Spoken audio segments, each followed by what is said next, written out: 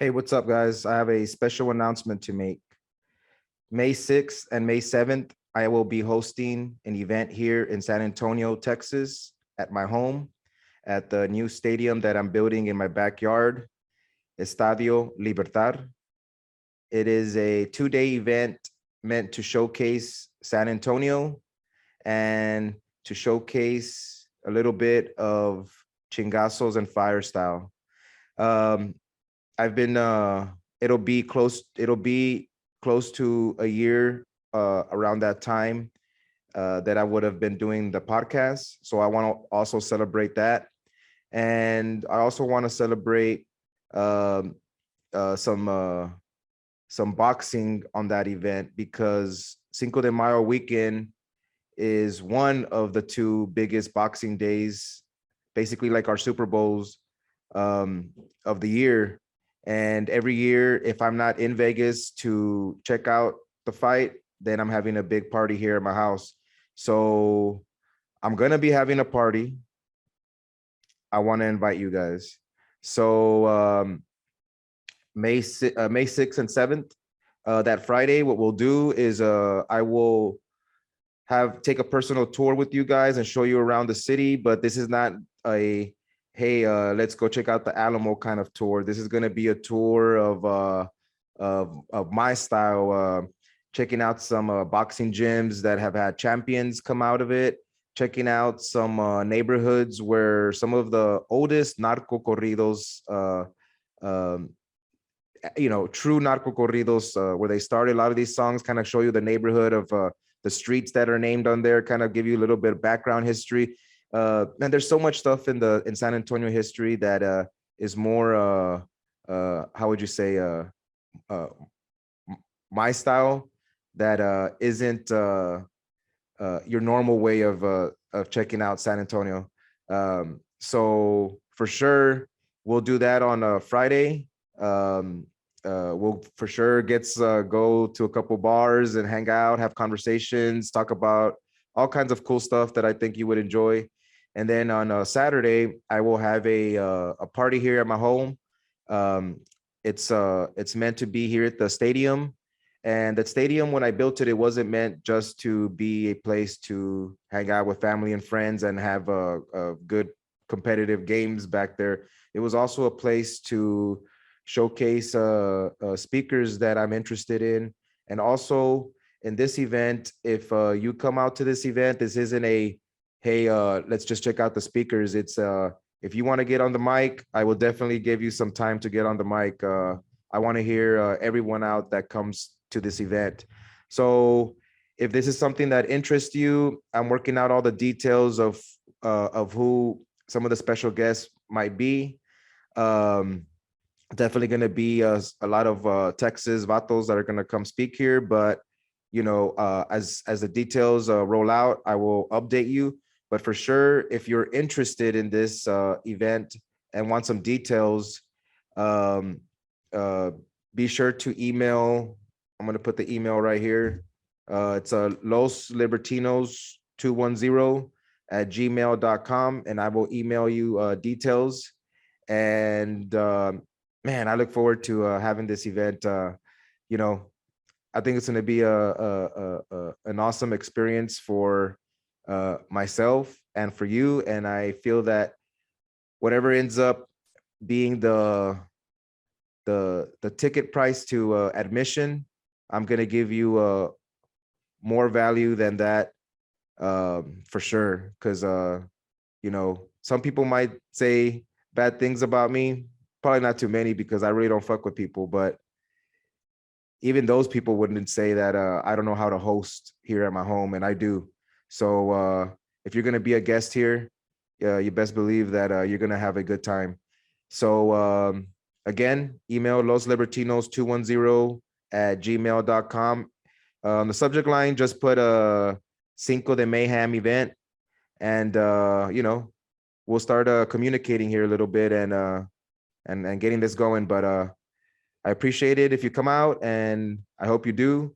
And see you that weekend. And don't forget, puro chingazos and fire. Peace.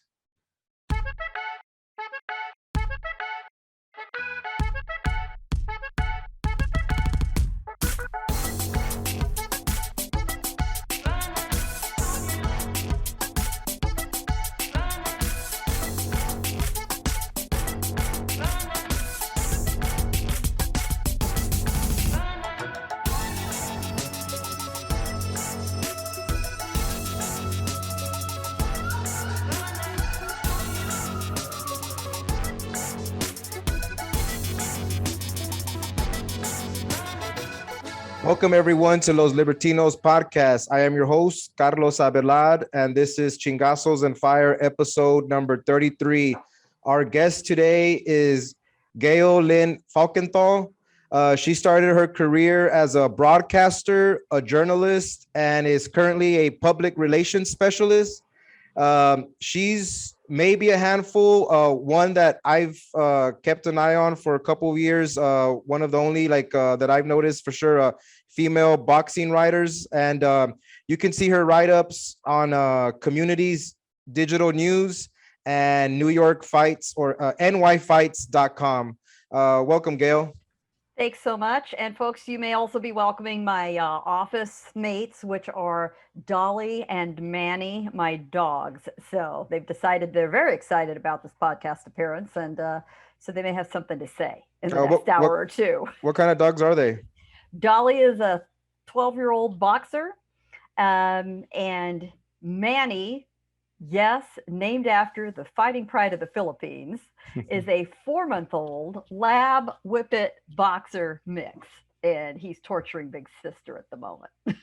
Oh, that's okay. He's a scrappy little street kid, just like Manny was back in the day. That's awesome that you bring that up.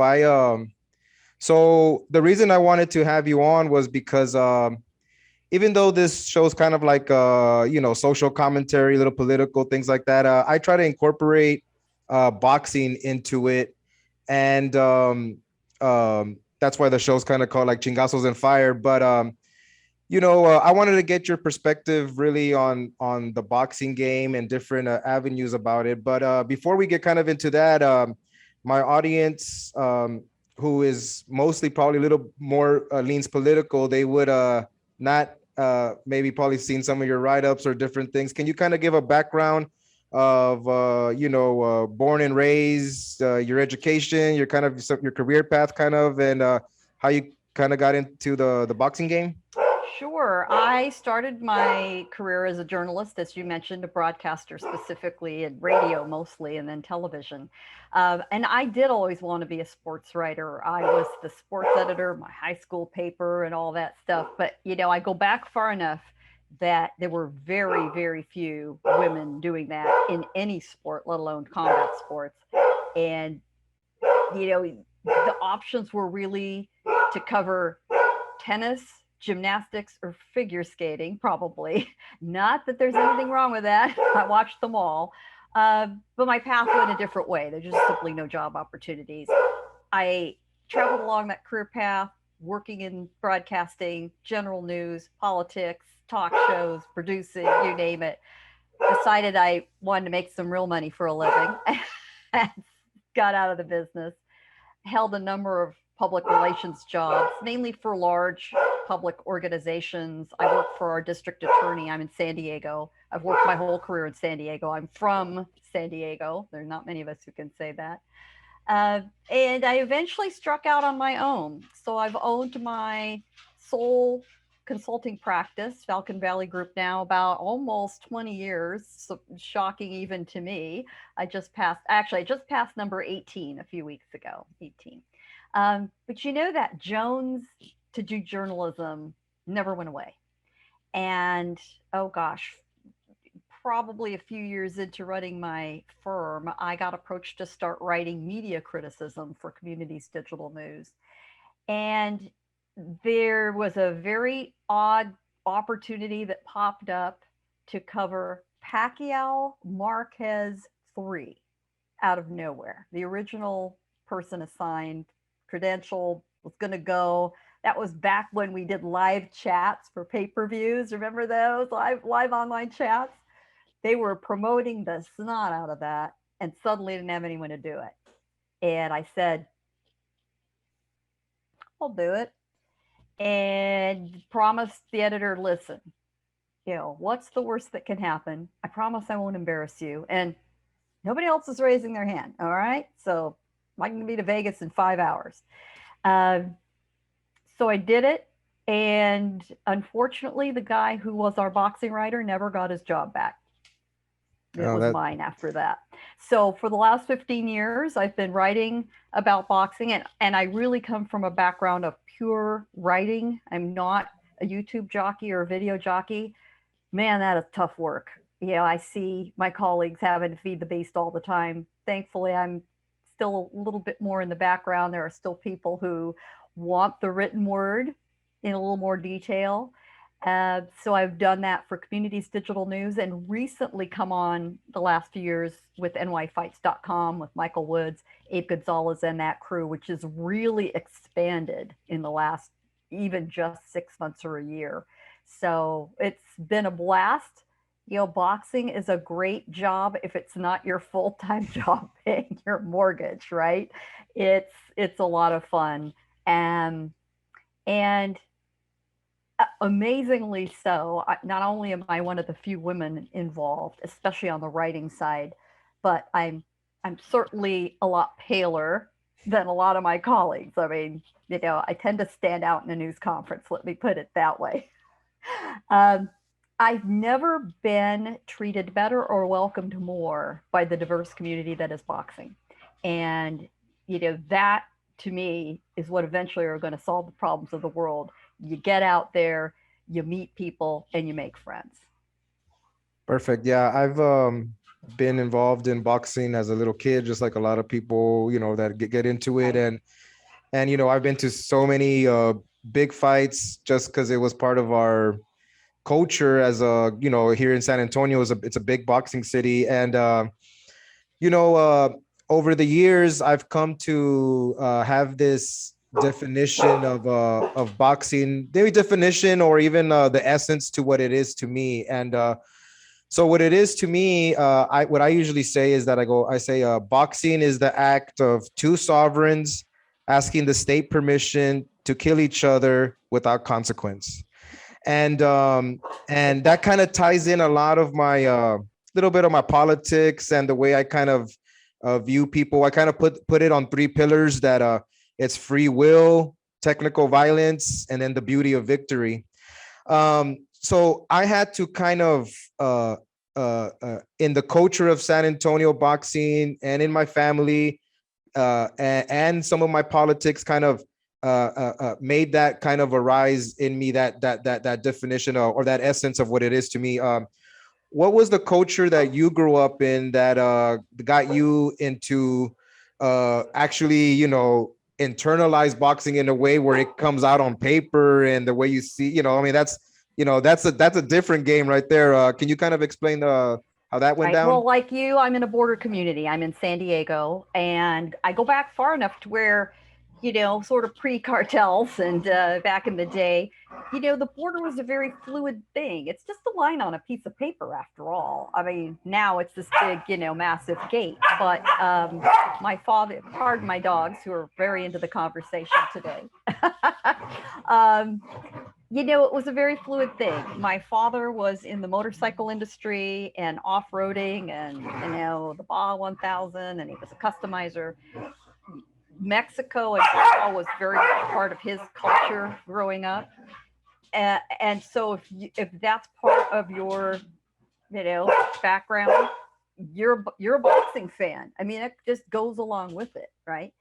So boxing was seen in our house. We watched a hell of a lot of boxing on television, and we could watch all of the Tijuana-based Mexican television stations back in the day, which was great. You're that close to the border. So, you can imagine, while American television is spending time on baseball and football, Mexican television is showing soccer and boxing. So that's what I grew up seeing in the household. And I grew up watching fights from the Olympic Auditorium in LA on Mexican TV. And Julio Cesar Chavez from Azteca Stadium on Mexican TV here in San Diego. That's awesome. Very, very fortunate for me to have that background. And the era of the big heavyweights and Ali Norton, 10 miles from my house, and fascinated me. So following all that as a fan with the skill set of being a journalist, not able to exercise it early in my life, eventually all the paths circled back around to this fortuitous opportunity that got put together to marry my professional skills with, something I'd always enjoyed and studied as a fan. So I've, ridden that train ever since. And I do think growing up where it's a normal part of your family, for whatever reason, uh, we all acquire the tastes that we're exposed to as younger people. That was mine, and for a little white girl growing up in San Diego, it was a little bit unusual, right? Luckily, I also had a lot of Latina friends who watched it in their households, right? So we had something to talk about and, start friendships about. And I'm very grateful for that as well. That's perfect. Now I have a daughter, a 4-year-old daughter, and like of course when it's big boxing nights, the family comes over, the in-laws, all the, everybody comes over, and so now I've already got her trained to where like they'll know that when the fight's on, don't, be kind of cool, be quiet. If at least before the main event, if once the round goes down, hey, we can play a little bit. And as soon as it's ready to start, so they already, all the little cousins and her little cousins already are starting to learn the way. And that was actually one way that was one check that I for sure had on when my wife, when she had told me that they grew up like that too, in that way, that they would go to their grandpa's house, get ready for the fights, lights out when the main event. So, for sure it was a cultural thing, The and family thing, right? It's your friends come over, and that's in part, I think, what's been so rough about the pandemic. It's one thing to buy pay-per-view when you can get 6 or 7 people over, right? And everybody either kicks in a 20 or brings beverages or kicks in the food, right? For months, we couldn't do that. Um, and I hope those days are almost past us. I think we're almost there. I think so for sure. And my wife and I, we've traveled several times to go watch fights in Vegas. The most recent one was me thinking that out of respect to Manny Pacquiao, that he was going to probably lose to Keith Thurman. We went to that Keith Thurman Pacquiao fight, and I was wrong. But I still wanted to pay my respects because I was at the Manny Pacquiao versus Barrera fight here in San Antonio when nobody even, when I didn't even know, like, who's this guy? My dad too. I don't know where he's from. But right. Who's this scrappy little skinny dude, yeah, right? yeah. And he won the crowd over. It was even early then the Mexican crowd kind of respected him, like, what he was doing. And I always tell people that come in new to my house, friends and all that, I was like, hey man, if because they always like how I host parties, we have, I lights it out, it gets hyped up. I said, hey man, this is nothing compared to actually being there. Can you speak to the atmosphere of a prize fight, the big fights, because you're gonna have a different perspective because you have the different axes that regular fans like myself don't have. But can you kind of speak to that, please? There really, in my mind, is nothing more exciting, nothing more involving than a high level prize fight, and I use that old fashioned word prize fight for a reason. It is really these two guys and no one else there. And it is very tribal in a lot of senses. And boxing is a very tribal sport, um, in a positive way. And and it's built in drama. It's about personalities. Sports like football, especially, I find that the personalities, they're behind the pads and the uniform and the helmet. It's just very anonymous. You're in there watching boxing, especially if you're close. It's visceral. They are right there in front of you. The sweat's flying. The blood is flying. Nobody wears white to a fight, by the way. It's just a really bad idea. Um, they're giving everything they've got. There's nothing much more difficult in athletics to me than these two guys putting their skills, will, heart, ability, determination, all the preparation that goes into it in front of them. Nobody in the crowd is neutral. Nobody in the crowd is neutral. You are for one man or woman or the other. And no matter where you're sitting, they do feel like they're right here. They're right in front of you. And if you really are close, they are right in front of you, or you're looking right there. Uh, I just can't think of anything much more dramatic um, with the storyline in sports as that. And as we know, boxing also is full of surprises. Um, and I think sometimes it's a good thing to, upend your life a little bit uh, when things aren't so predictable. That's when our brains get a little more elastic than hard plastic, and um, you expand your thinking a little bit, um, and it's just fun. I have found the boxing community to be people who are um, very down to earth, grounded. It has nothing to do with your education or your money or where you came from. Once you're in there, everybody's about the same thing. Um, and I like that exposure to lots of people that are very different than me, a lot of people who think differently from me, come from different places than me. I mean, what an education right there in front of you, and something to talk about that we all have in common. So I always tell people, it's one thing to watch on TV. Yeah, and you can get up and leave, and it's a little antiseptic, shall we say. If you're there, feeling the heat, breathing the air, hearing the footsteps on the canvas, feeling the punches land, and trust me, if you're close enough, you hear them land and you feel them land, and you do see, you know, stuff flying, right? Um, and during the pandemic, when we didn't have audiences, a lot of people got treated to that and how that feels without an audience noise blocking it for the first time. Um, I might have been one of the few people who really liked some of those audience free fights, because when you are in an arena, especially for early undercard fights, and there's nobody there, you hear that. You're used to that. And honestly, that's my favorite time to be at a card. Those first few four rounders with, maybe the big names of the future stepping in there with a couple of hundred people, their family, friends, a few hardcores, and a handful of media who show up early. Absolutely my favorite time to be there. So if you're anywhere near a fight card, including club fights in your community or regional fights, or even a good level amateur tournament, if you're a fan, you need to go. And you will then see the experience completely differently when you watch it on television.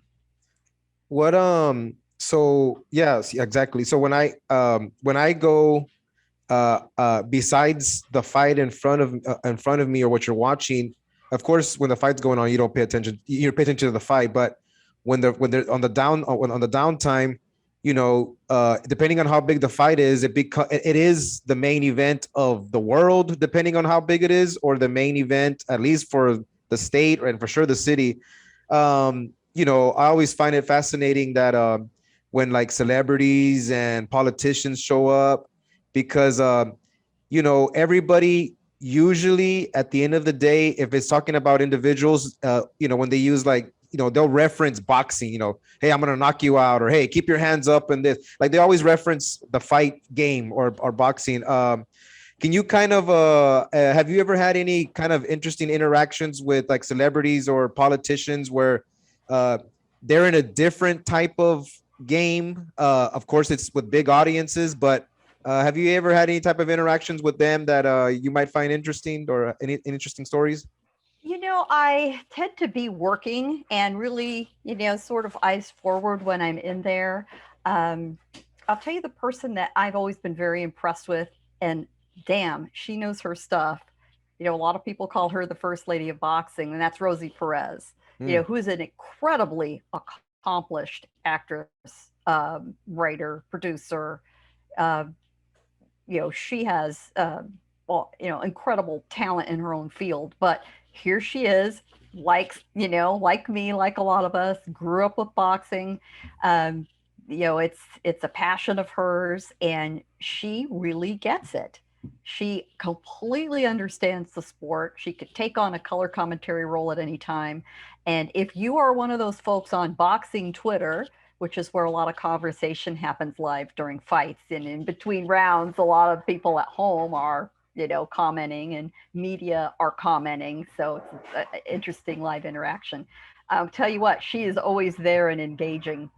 The other person that might be surprising to a lot of people, who is a big fan and very knowledgeable, and actually just made a movie based in combat sports, is Halle Berry, Hmm.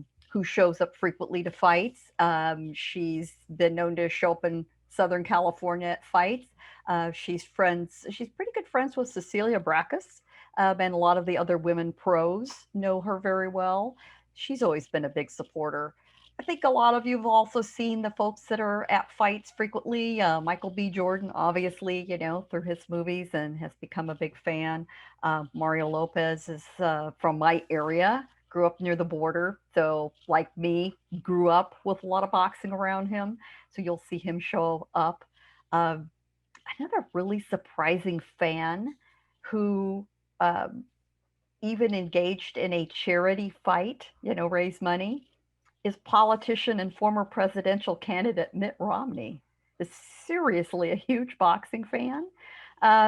He is a personal friend of Evander Holyfield, and they did a little fight for charity a couple of years ago.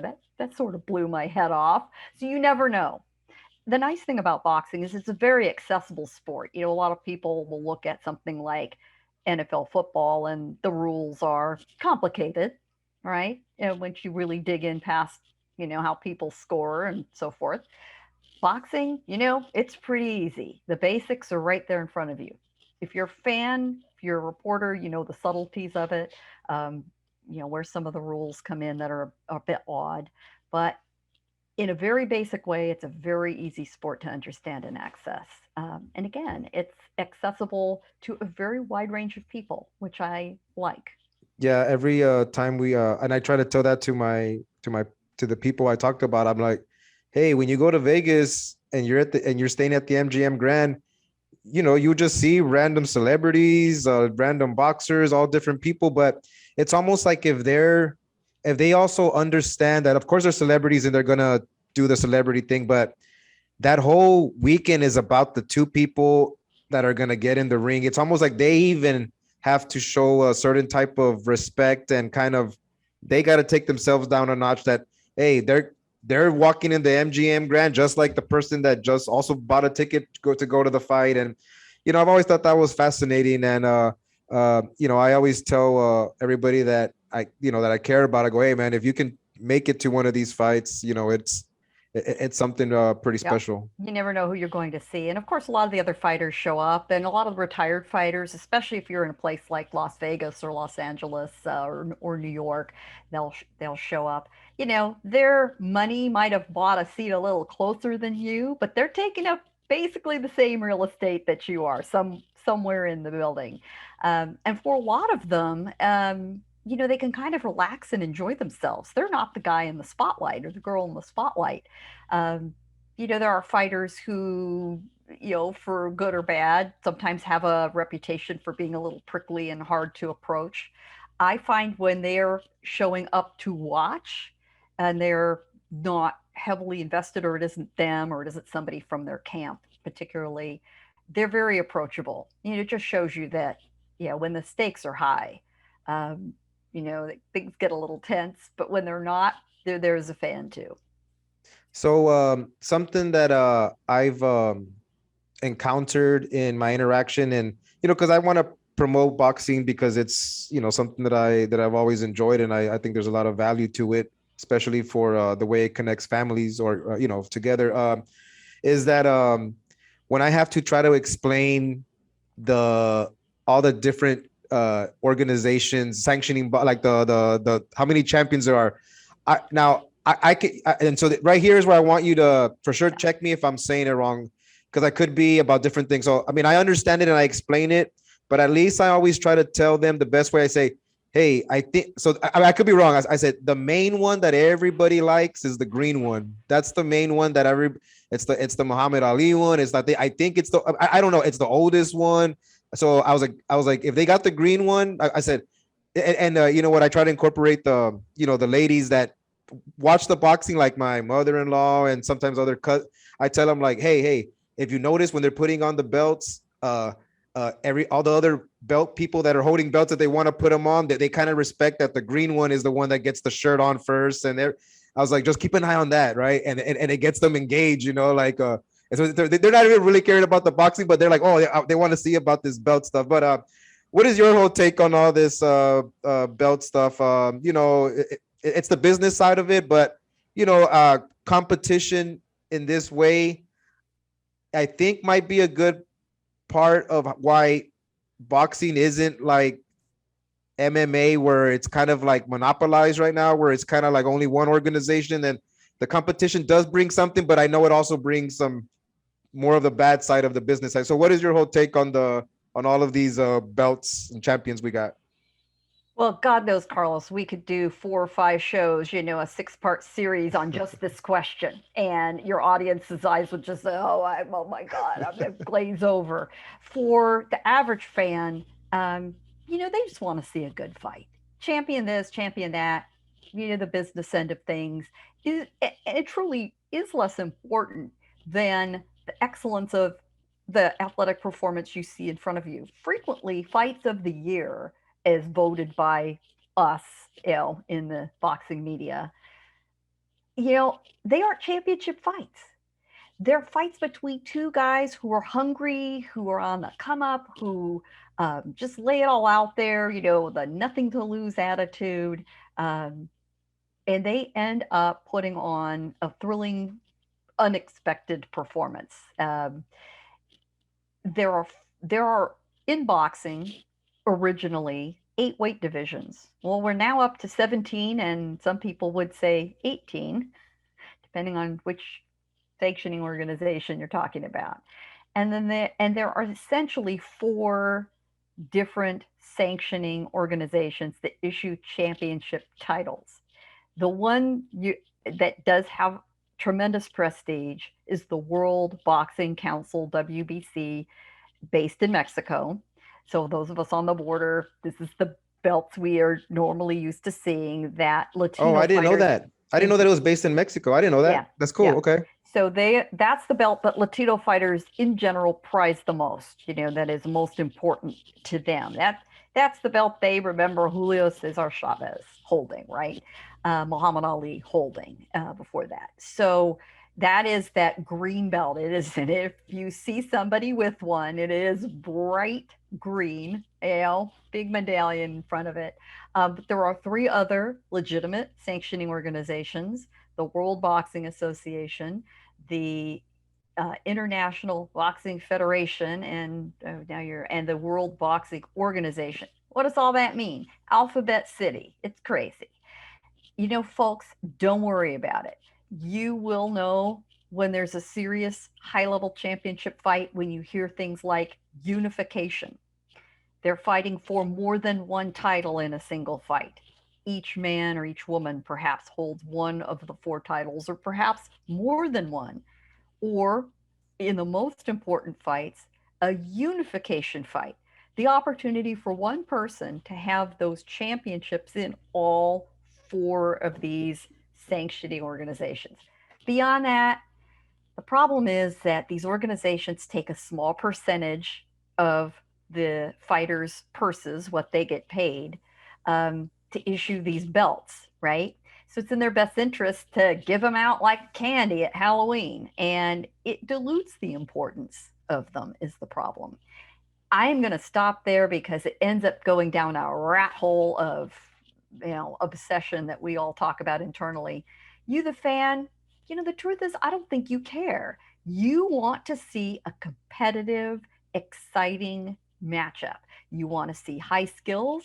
You want to see knockouts. You can have all of that and not have any of these championship titles and belts in play. I think even the casual fan understands the excellence when you see a Manny Pacquiao, when you see a Julio Cesar Chavez, an Oscar De La Hoya, a Marvin Hagler, Floyd Mayweather, and a Canelo Alvarez. I think we all understand that. You don't have to be a tremendous football fan to understand what Tom Brady or Patrick Mahomes brings to the table. So I say worry less about the belts, enjoy the fight. Okay. Perfect. So keywords are, if you hear about unification, maybe put an extra eye on that or ear on that. And if you hear about an undisputed fight, like it's for all the belts, then you definitely want to check it out. Even if check it out, it's for all the belts, right? That the undisputed, And right? undisputed, yeah, and I meant to mention that undisputed is the pinnacle of the sport. You are the champion in every single sanctioning organization. That's a very, very difficult thing to achieve in what we call the four belt era, because four titles are available for each weight division, and there are only a handful. The next unified champion that you'll have the opportunity to see is Josh Taylor of Scotland, who fights at 140 pounds, who's a tremendous talent, who's going to get his first fight at home in Scotland in many, many years, and should be fun to watch. Yeah, he for us Latinos, he beat Ramirez, which we were all hyped up to be like, Ramirez is going to be the first undisputed Mexican, because there hadn't been in the four belt era, and it didn't go down that way. I didn't even know who that guy was. I was just like, damn, this guy's throwing down. And it was a good fight, though. It was still a good fight. Very, very good. Yeah, we do have an undisputed Mexican fighter, though, of course, and that is Saul Canelo Alvarez at 168 pounds, who's the first person to do that, who's a tremendous talent, very accessible. And as he's gotten older, he's relaxed a little bit into his career. And although we all know he's been able to speak English and interact with us for many years, he's always spoken Spanish publicly until recently. And more of his personality has come out, kind of the salty, cussing version of Canelo. And he's a lot of fun to watch. Don't forget to visit our sponsor, palomaverdecbd.com. It is a family-run business that my wife and I run out of our home. We've had it for a little over 2 years, and the last year we have been strictly an online business. We've had our struggles, but we've persevered, and we have also recently added some new products to our line. Of course, you know that we have all the edibles, the tinctures, all the salves, and creams, sports creams, and some of the pet products. But we've added this time some, bath bombs, 25 milligrams each. There's 4 in this bottle. Be sure to take care of your lady, or you could take care of yourself if you're that kind of vato. That's cool too. And also some massage oil, once again, to take care of your lady or yourself if you're that kind of vato. That's okay too. And when we first started the business, if any of you guys are aware, it was meant to help our fathers out. And at that time, the stigma behind cannabis products was still around here in our culture. Our fathers weren't really up to it, but we kind of told them that there was no psychoactive effects or any THC in the product, and then they have been users of it, and they've gotten a lot of benefits from it. But we've also listened to our customers, and many of them have mentioned that they'd like us to bring in a full spectrum product, because there are some extra benefits sometimes through the entourage effect if you have some of the THC in it. So we have a new full spectrum tincture, 2250 milligram tincture bottle. So you can be sure to check that out if you're trying to get some of that, plus all the other products that we have. So visit palomaverdecbd.com. Use the promo code Chingazos at checkout, CHINGASOS, for 20% off anything that you purchase, free shipping. So be sure to check it out. And I appreciate, Vanessa and I appreciate any of your support. Get your products, take care of your body and mind, and peace. Yeah, I when you had said that a lot of the fights of the years are fights that aren't even championship ones. I don't know if this one was a championship fight, but I want to ask you about like your favorite fight. So I have a couple of them, but one fight that I like to watch every time that I feel that I'm a little unbalanced, whether I'm kind of high on some part of my life and low, like I just feel like I'm unbalanced. I always like to watch, and I'll watch it by myself. I'll tell my wife, yeah, I need to go watch the fight. I'm just gonna chill and just watch it there with some drinks, and that's the Salido versus Vargas fight, where it was basically a fight for the ages for like I don't know what it was. I don't know. I don't know what they were doing of that. Like I don't know what they were. They were on another high, another level of like extra human. Like they were so zoned in. I don't even know. Sometimes I gotta watch it, and then the ending because it ended up being a draw, kind of like brings some equilibrium to me. Like you know what? These two sides of whatever I'm thinking or feeling, or it just seems like all right. Sometimes it could just be a draw the one of these, and so that was kind of one of my favorite fights that I still watch in full. And that's with the HBO coverage, which is gone now. But like, which is one of your favorite fights that you can always catch yourself watching, in full or all. Well, funny enough, that is one of them because I was there that night. Oh, you were there. Oh, And that's part of awesome. what charged the audience so much is it was the first major card after the death of Muhammad Ali. Yep. So, as many fans know, and for those who've not seen this, it's a tradition when a famous figure attached to boxing passes to do that final 10 count. It's the act of ringing that, end of the round bell, tolling the bell. It's almost like a 21 gun salute equivalent or taps in boxing. That's our version. So, this was the 10 count night for Muhammad Ali. So we were already all fairly emotional in Southern California. The fight took place in Carson, California. And it took place, there's an outdoor arena in Carson that is notorious and celebrated for for some reason of chemistry or location that no one can really explain, tends to generate incredibly exciting fights. It's a small arena. It seats a little less than 10,000. It's open air. Fans feel very close, and the fans there are very knowledgeable. So all the ingredients are right. And here are these guys, and no, there were no belts involved. It was the championship of each other, as they like to say. And these guys brought it. How they ended up on their feet, nobody's quite sure. And I have a little bit of a um, uh, argument with myself.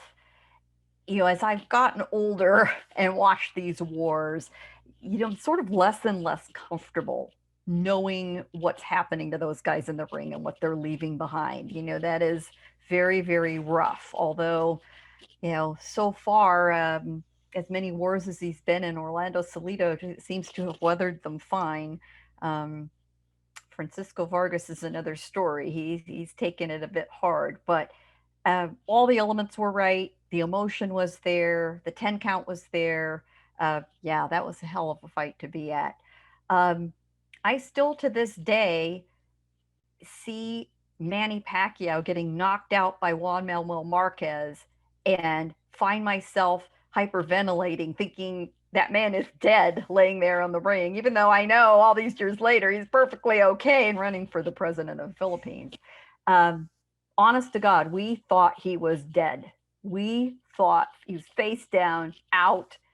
His wife, Jinky, was right there, sitting next to Bob Arum, his promoter at the time.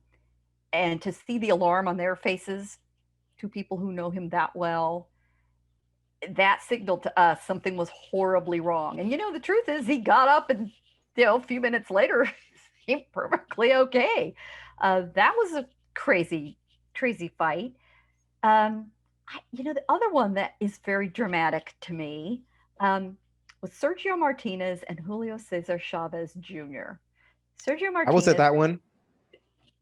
I mean, I was at that one. That was you're cool. you standing up in your seat, off your seat in the last round, saying, "Sergio, back up! You're gonna lose this damn fight. Stop engaging, man. You got this." And he, that is the heart of a champion. This is a man who is still fighting at age 46. Everybody. He's still fighting Um, right now. Even right now, he's still fighting. he had a fight about a week ago, 2 weeks ago in Oh Argentina. Or no. yeah, not the best idea in the world.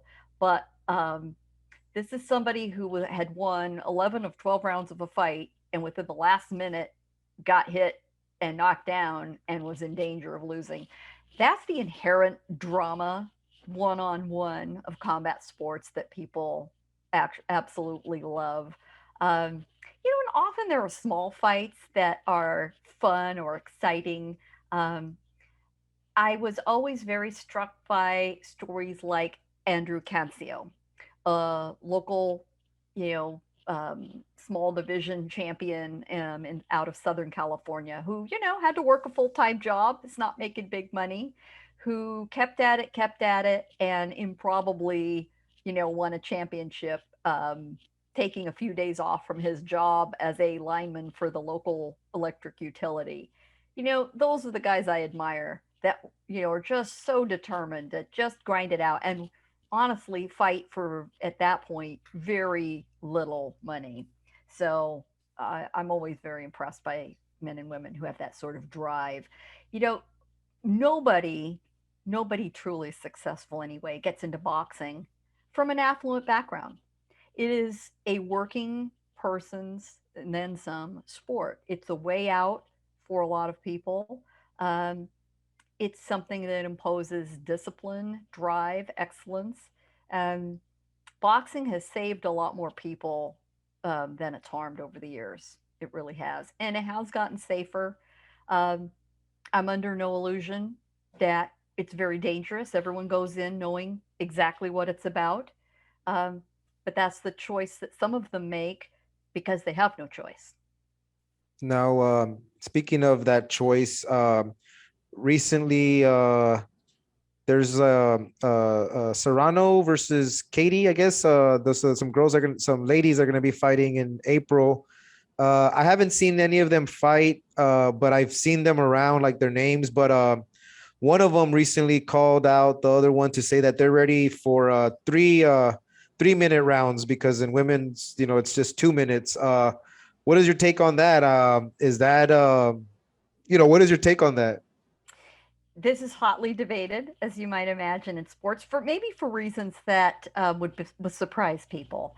If you look up my name or you go to nyfights.com, little plug, nyfights.com, I think this column was written in September. Um, I go through the discussion of 3 minute rounds for women. One thing that's held women's boxing back for a lot of fans is they say, well, there's no knockouts and it's boring. Um, and that is, in my opinion, and statistically backed up uh, because of the 2 minute rounds. And if you go through the exercise of looking at some of the top knockout artists on the men's side of the sport, and you take their record, someone like a George Foreman, someone like a Gennady Golovkin, who have high knockout records, and you look at what would happen if you only counted the knockout wins that came before the 2 minute mark. In other words, what if they fought 2 minutes just like the women? Their knockout ratios would be almost exactly the same as the top level women. Amanda Serrano and George Foreman would have the same knockout ratio. In fact, she beats him by a little if they were both measured in 2 minute rounds. It takes some time to set up a knockout unless you're a one hitter quitter, one punch and it's done. But most knockouts don't happen that way. They're set up, they are stopped, people are stopping by attrition. Um, and so it would certainly help the visibility of the sport. There's also an equivalency issue. Um, Women fighting 2 minute rounds communicates in a subtle way to the fan, well, the women aren't capable. They don't have the, the skills, the stamina, the training to last 3 minutes. Um, and I believe it holds back their payment. They're only fighting 2 minutes versus 3 minutes. Women who run marathons run the same 26 miles, 385 yards as the men do. They get to the finish line just a handful of minutes slower, but damn, they run the same distance. The women at the top level train exactly the same way the men do. They fight in the same manner, with the same equipment, in the same arena, just as hard. I'd like to see them fight the 3-minute rounds, get that kind of money. And I think the fans would see some exciting fights. Part of the arguments against it are some sort of notoriously suspect scientific reports that claim that women have a greater risk of concussion than men. That's been disputed. I'm not going to argue that here, but it's out there. But from a business proposition, promoters know that fewer fans want to see women fight. And some of it is a cultural thing and a chivalry thing. And, people don't want to see women hit each other. I'm not going to argue that. I get it. It exists. So we need to deal with it. So they recognize that, I put on a women's fight. That might be the time that everybody decides to get up and go get some beers or, hit the restroom. And they don't want that because there is the opportunity that they might not come back. So they are more willing to risk putting a woman's high-level fight on their cards if they're only 2-minute rounds because they're not risking as much time. They're shorter. They're in, they're out. They, they're not spending as much of the 4 to 5 hour time slot that they have on a fight that might send some potential audience away. So that's an argument you hear. You also hear that the action is hotter because the women have less time. So there's no feeling out. They got to get on with it. 2 minutes. So the arguments go both directions. The truth is there are 3-minute rounds allowed in many states, especially the ones that hold a lot of boxing events. New York, New Jersey, Nevada, California, all allow 3-minute rounds in non-title fights.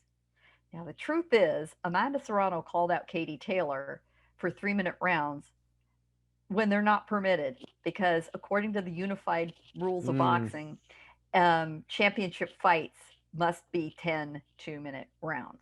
So, it was a little disingenuous. However, one of the best women's fights of the last several years, a non-title fight that was held in California between Senicia Estrada and Olympic bronze medalist Marlon Esparza, was a 10-round fight of 3 minutes, and one of the best women's fights you'll ever see, I firmly believe, for that reason.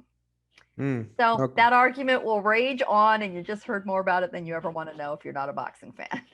Perfect. So for sure, we have to talk about the biggest draw in boxing, and that you had mentioned earlier, and that is Canelo Alvarez. He just signed, I don't know if it's 100%, but at least it's making the rounds that a 2-fight deal with I guess Matchroom, I guess, or something. Can you kind of talk about that, and then how those 2 days are Cinco de Mayo and El 16 or have been like the 2 Super Bowl event days in boxing, and why, and they're respected in that way, and who's carried the lineage of those days, of those special of those days over the years? Well, very similar to soccer in North America, boxing as a sport is driven by the Latino audience, which means that you have a tremendous fan base in the United States, especially in the border states, Mexico and beyond. And its big star driving boxing truly all over the world is Saul Canelo Alvarez of Mexico. So his fights make enormous money for him, for his promoter, for everyone involved, and for his opponent. His opponents at this point of his career are in for huge paydays. And so everybody who has any potential of being an opponent for Alvarez wants to play the Canelo lottery and wants that fight and will hold off arranging a fight with anybody else if they've got even the tiniest chance of getting in to the ring with Canelo. Their opportunity of winning, their probability of winning when they're an opponent against somebody who's, probably the greatest boxer of his generation or close to it, pretty low. But the risk versus reward ratio is huge. Yes, they might lose, but they're going to get a life-changing payday. Just as all other sports have seasons, boxing truly has a seasonal approach. Most opponents at a high level sort of have a same rhythm of fighting 2 or 3 times a year, and they've all got to be available to each other in the same sort of calendar scheduling. And it has been the truth for the last probably decade that big fights are centered around 2 traditional sort of holiday weekends. Cinco de Mayo, which is truly more of a holiday invented in America in early May, and then Mexican Independence Day, which is September 16th. So the weekends, as close to those dates as possible, tend to feature big boxing weekends. They are the twice-a-year Super Bowl weekends of boxing. And whoever is the top draw in the sport, the big money maker, gets first choice of staging their events those days. And right now, that's Canelo. He's a free agent. He can work with anybody, any promoter. He's big enough to run his own operation. He doesn't have a boss. He is the boss. He can choose to work with anybody. He's recently aligned himself with promoter Eddie Hearn of Matchroom Boxing, based out of Great Britain. He and Eddie get along. They just get each other. Eddie's fairly young as a promoter. He's in his 40s. He's much more a peer to Canelo than some of the older generation promoters who are still around. I mean, Bob Arum is 90 years old. Still in the game, very impressive, sharp as can be, but he is going to relate to Canelo and understand what drives him and what's important to him in the same way as an Eddie Hearn. So the news pending, not confirmed, is that Canelo will have 2 fights this year on those 2 important days. The first one being against light heavyweight champion Dmitry Bivol of Russia, who is actually both Korean and Russian heritage. His mother's Korean. Who's a very tricky fight. And then later in the year, potentially, assuming both of them keep winning as the year goes on, against longtime middleweight champion Gennady Golovkin of Kazakhstan, who's been based in Southern California now for many years, who is his arch rival and nemesis. They have a true dislike of each other. They've had 2 fights so far. The first a draw, which most people believe Golovkin won. And the second one narrowly won by Canelo, which many people thought was the draw. So hotly disputed contests. And the truth is that Golovkin, even with a draw and a loss, is the only person who's ever seriously challenged Canelo Alvarez in the ring. The unfortunate thing is that Golovkin is now almost 40 and a decade older than Canelo. Do we want to really see a third fight between men with that age disparity now? I'm not sure, but it is still one of the biggest money makers in combat sports. So, Carlos, where there's money to be made, boxing finds it every time. One thing we do need to remember about all sports is a business. Boxing is a business. Combat sports is a business. And if it doesn't make money, it doesn't happen. So that's people perfect. Don't like to talk about the business side of the sport, but hey, it's about capitalism. And it's about the decisions that go into, can you make money doing this? Can everybody earn a paycheck, have a job, hire the venues? That's what makes it happen. Yeah, that was awesome. I gotta when you said right now that boxing will find a way to make money if it's a way to make money. And you speaking of it in that terms, like if it's its own entity, its own spirit, and and that spirit likes to also be involved with the action of making money. Is so one of the new kind of actions that's been going where boxing has that spirit has bled into or got into is like these Paul brothers. The is that a good thing or a bad thing? I tend to think that it's all right. People throwing chingazos, you can either watch it or you don't. You don't have to be like, oh, it's bad for, but I don't know. I kind of take that like if people are waiting to get in the and throw down, and if it's compelling enough, I'll watch it. But what is your take on like, this? It's kind of new in the last 5 years. It kind of feels like that. It's something newer where these celebrities are, but now they're really fighting, and making some money and all that. What is your whole take on all that? Listen, there have been celebrity fights. There have been, circus atmosphere fights, if you will, throughout boxing's history. This is not new. The the place where they are coming from, this type of celebrity is new because internet celebrities are relatively recent development, right? They haven't always existed. So, the origin of where they're coming from, is a little different. But, you know, for boxing, it truly is nothing new. I know a lot of old school people just, literally, clutch the pearls. I'm not one of them. I don't have a problem with it. Um, Say what you will about Jake Paul and his brother, but more Jake, who seems to be the one really pursuing it.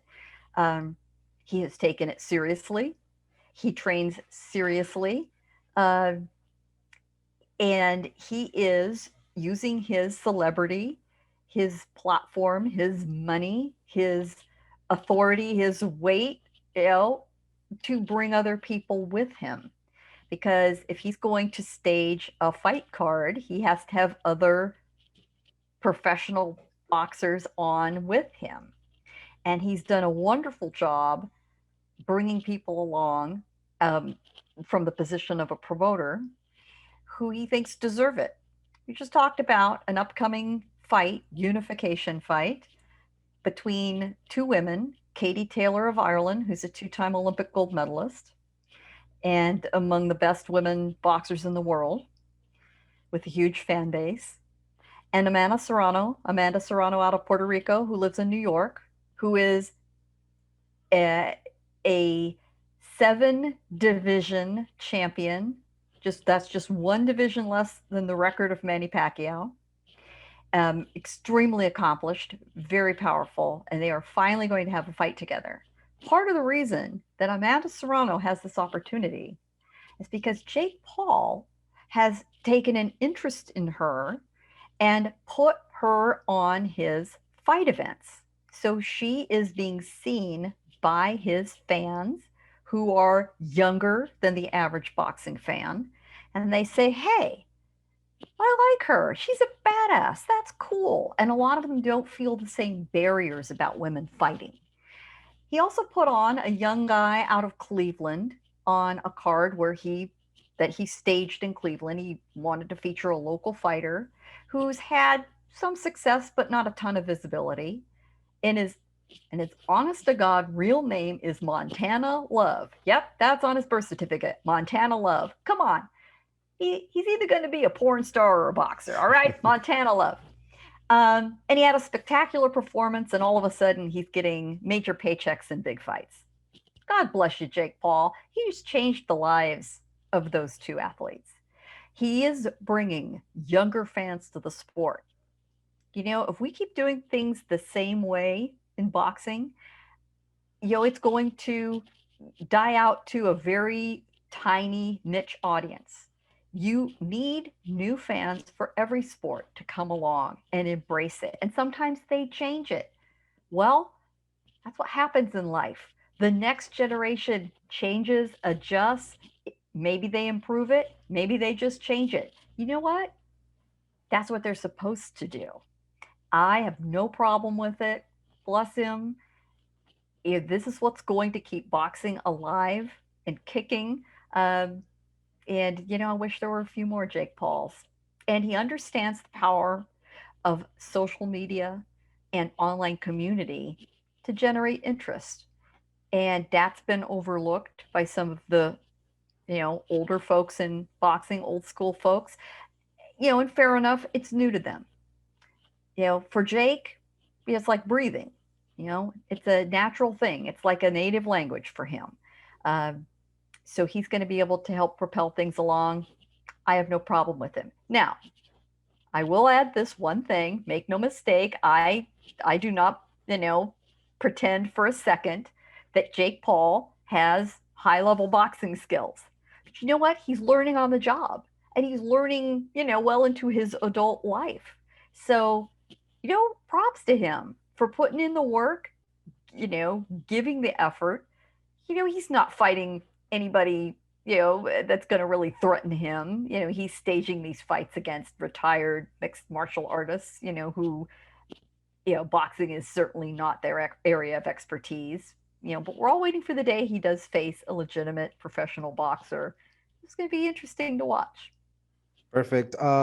So being a writer, and this being the last question, can you kind of give the narrative of where boxing was during COVID and where it's going to be heading post-COVID, which I think we're kind of getting into that rhythm. Speak of the narrative that what boxing was and where it's going here in the next year. Well, of course, boxing shut down like all sports did in March 2020. In fact, a boxing event, a Showtime Boxing Showbox card on a Friday night was the last professional sporting event to take place before the United States shut down out of Hinckley, Minnesota. Go figure. But boxing found a way to get back into business pretty quickly. Sports lives and dies by, being in business, just like restaurants and a lot of other businesses.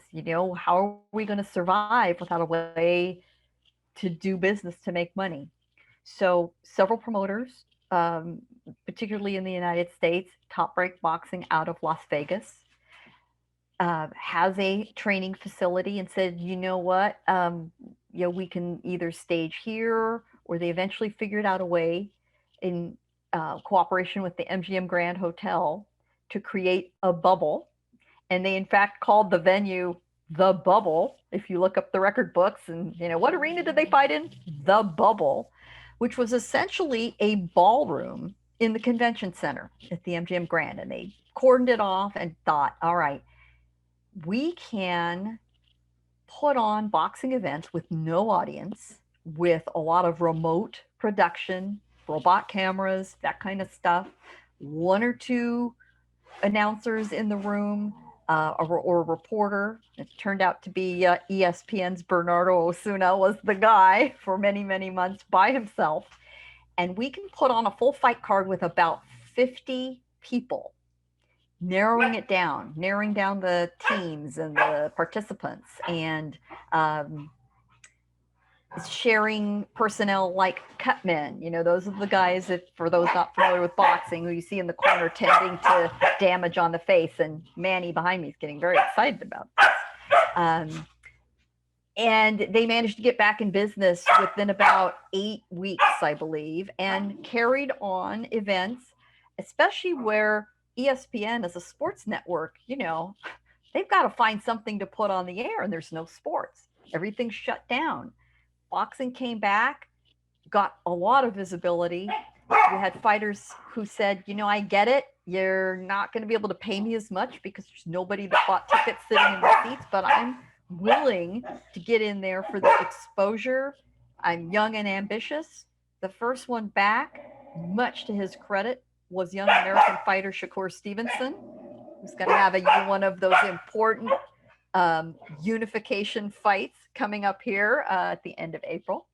Good for him. Good for a lot of the other guys and a few women who said, I'm going to take a chance on myself. We've got sports fans basically to ourselves. I mean, the only things we were watching there for a while was boxing, and I think cornhole tournaments. Was kind of about it. But eventually other promoters and athletes and venues figured out, there are ways we can do this safely with limited access, with testing protocols. And, and then finally the vaccines came along, which opened it up quite a bit more. It still took quite a long time to get fans in large numbers back into the seats. That really didn't start happening. Mainly it started happening first in Texas and Florida. So, where you are, boxing came back, I think, into, being available to fans. It was the Davis summer. It was the Davis versus Santa Cruz fight. That was early October, I think, something like that. Yeah. And it is mostly back under some limited rules. That's not true everywhere in the world. In the United Kingdom, which is a boxing crazy place, big sport there, probably in some ways second or only to Mexico and in Asia, believe it or not. They decided, because of the impact on their healthcare system, that they would cancel fights for a month. So they are just now getting back into business. And, unfortunately, with all sports, as we've seen in the Olympics, with a lot of competitors having to bow out due to positive tests, the pandemic still gets a say in a lot of our lives, and it's getting a say in sports. And it still is, where fighters, fall out, and the promoters have gotten very smart about having backups lined up. The truth is that's always been true in boxing, because in the course of training, injuries are not uncommon. Training can get a little rough. It's a combat sport. So it's always been a smart idea to have a backup opponent if you wanted to carry on some of these contests. So they're just simply needing to do it now for different reasons. And it opens sometimes opportunities for an underdog who wouldn't have otherwise gotten a chance to take a shot at being great. We just had a fight like that last weekend with a young man out of Texas. San Antonio. Breeding some really tough guys out there in Texas. Let me tell you, a very, very impressive young fighter named Pam Rodriguez, who had a phenomenal performance. And his trainer has said to us for years, Pam Rodriguez is the most talented fighter in my stable among many champions. And he turned out to be right. Perfect. Thank you, Gayle, for coming on Los Libertinos. I hope you feel I respected your time. Can you please plug in where people can follow you and plug in anything you want to plug in? Well, I don't know if I'm the chingazos or the fire, but I am honored to be part of a community. You can find my regular work at Communities Digital News, and online that is COM, if you can hear over my dogs, COM, COMM, Digi, DIGI News, comdiginews.com. And that is typical fight previews, fight coverage, and I write for a general audience. So I'm wanting to make people that are casual fans, who just simply enjoy sports of all kinds, interested and knowledgeable about boxing and the many personalities behind it, which is part of the reason I find it such a fun sport to cover, is the people. And the other place you can find my work is nyfights.com. So what's the difference? Well, NY Fights is the place where I get to swear. There you go. So that's so there you go. So one is chingazos, one's fire, and you can get both of them if you want to get some of Gayle's take. Perfect. Thank you for coming on, and maybe we can do this again. You know what? It doesn't take much to convince me to talk about boxing, as you can tell. And with this, I think I have a fight to break up in the background. Perfect. Peace. Bye.